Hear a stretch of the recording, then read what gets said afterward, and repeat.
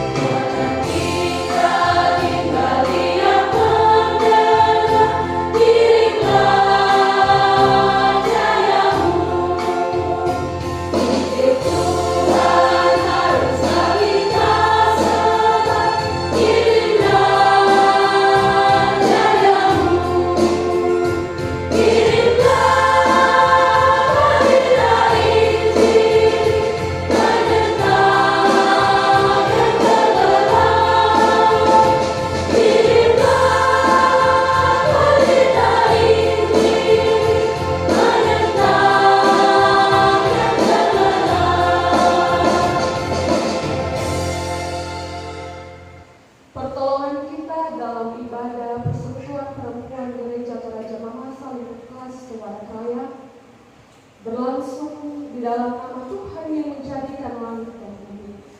Salam kasih karunia dan damai sejahtera dari Allah Bapa kita dan dari Tuhan Yesus kepada kita sekalian. Dipersilakan duduk kembali. Yang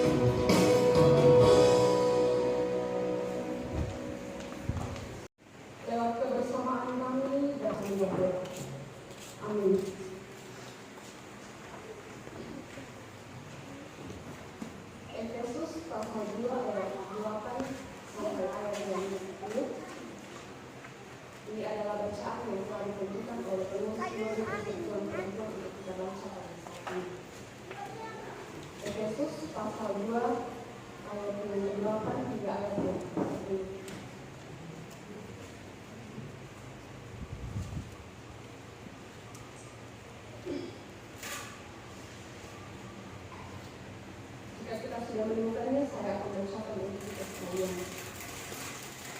Pada Alkitab memberikan judul semua adalah kasih karunia. Sebab karena kasih karunia kamu diselamatkan oleh iman, itu bukan hasil usahamu, tetapi pemberian Allah. Itu bukan hasil pekerjaanmu. Jangan ada orang yang membebaskan diri. Karena kita ini buatan Allah, diciptakan dalam Kristus Yesus untuk melakukan pekerjaan baik yang dipersiapkan Allah sebelumnya. Dia mau supaya kita hidup di dalamnya. Amin. Demikianlah pembacaan firman Tuhan, dan yang disebut berbahagia adalah kita yang selalu ingin untuk mendengarkan firman Tuhan dalam kehidupan kita setiap saat.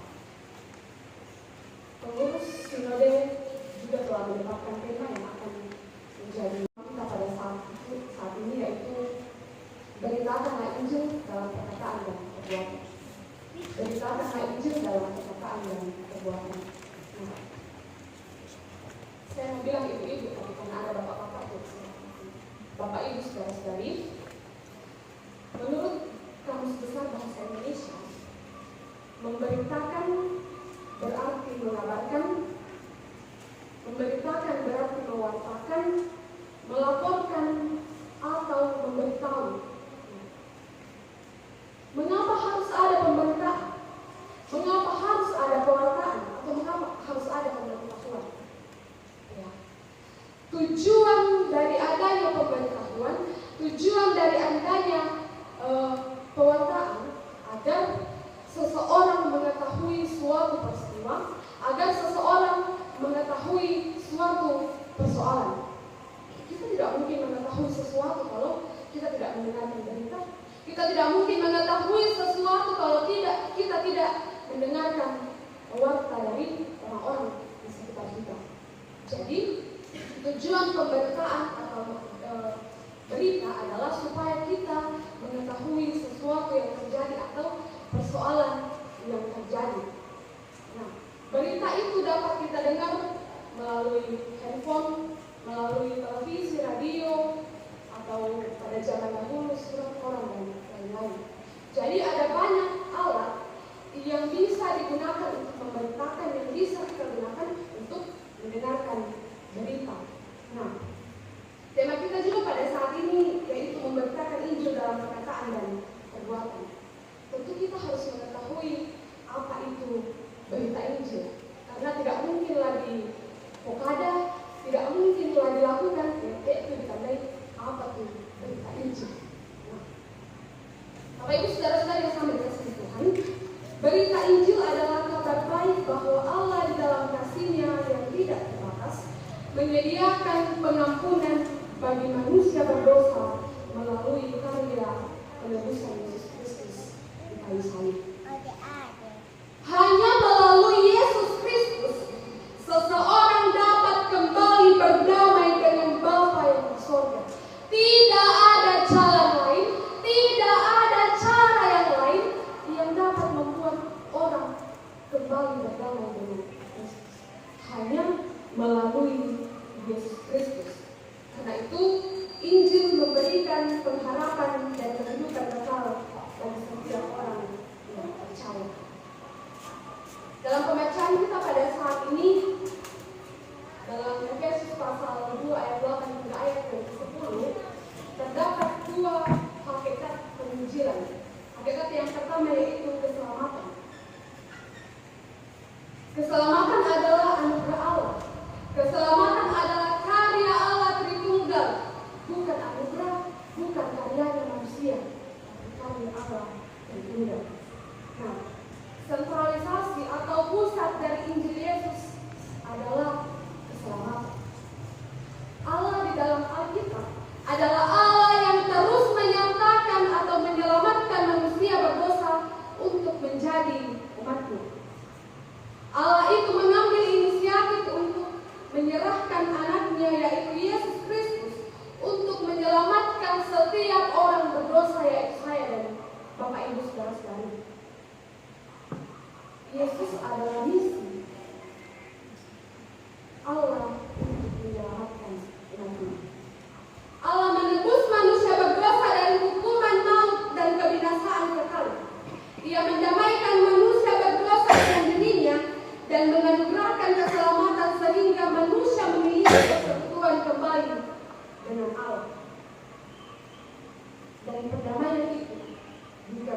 yang di kayu salib oleh Yesus Kristus menggantikan kita yang berdosa. Yesus Kristus disalibkan agar manusia dibenarkan oleh Allah. Selanjutnya setelah kebangkitannya, sebelum kenaikannya ke sorga, Tuhan Yesus memerintahkan para muridnya dalam Matius 28 ayat 18 sampai ayat yang ke-20. Yesus mengutus mereka ke seluruh muka bumi untuk memberitakan Injil kepada semua bangsa.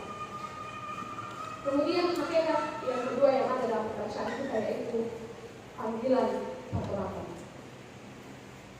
Alkitab dengan jelas mengatakan dalam perikop bacaan kita pada saat ini, di sini ada dua unsur penting atau dua unsur vital yang terdapat, yaitu keselamatan adalah anugerah dan iman.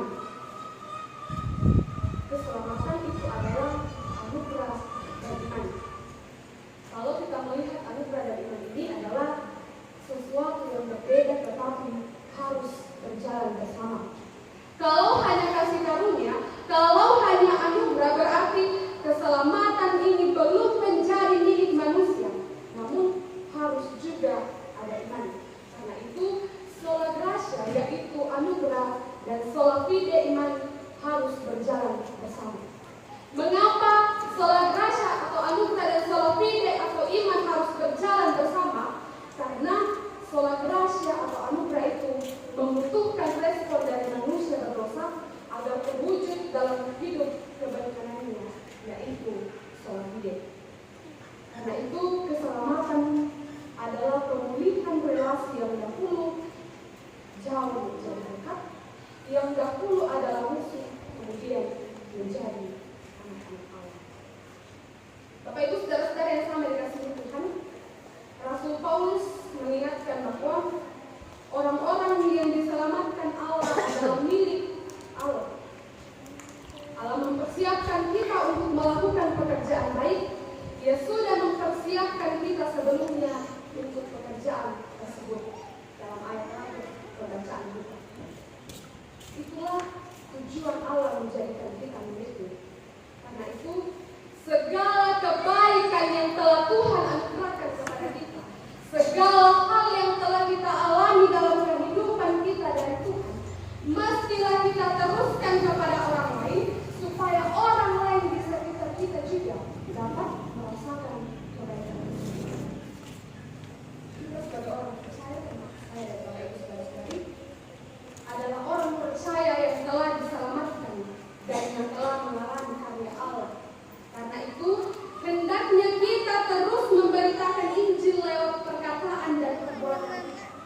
Memberitakan Injil bukan hanya berkhotbah di depan ibu-ibu, memberitakan Injil bukan hanya memimpin liturgi, tapi memberitakan Injil harus nampak dalam perkataan dan perbuatan kita sebagai ibu-ibu. Jangan sampai anak dua gereja, anak dua membuka sama mereka sudah anak dua saya di rumah serana di tangan nomor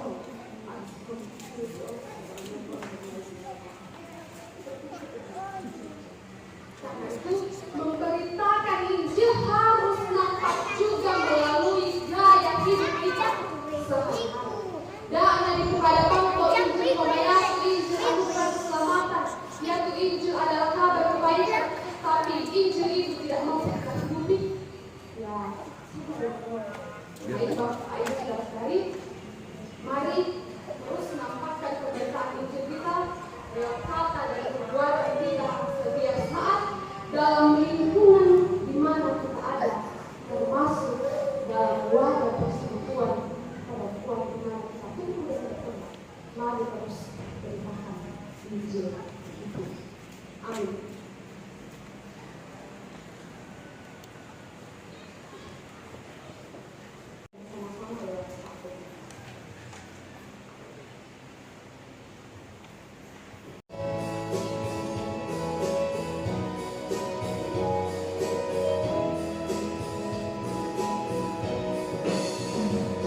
Memutus kita ke dalam dunia, bawa berita kepada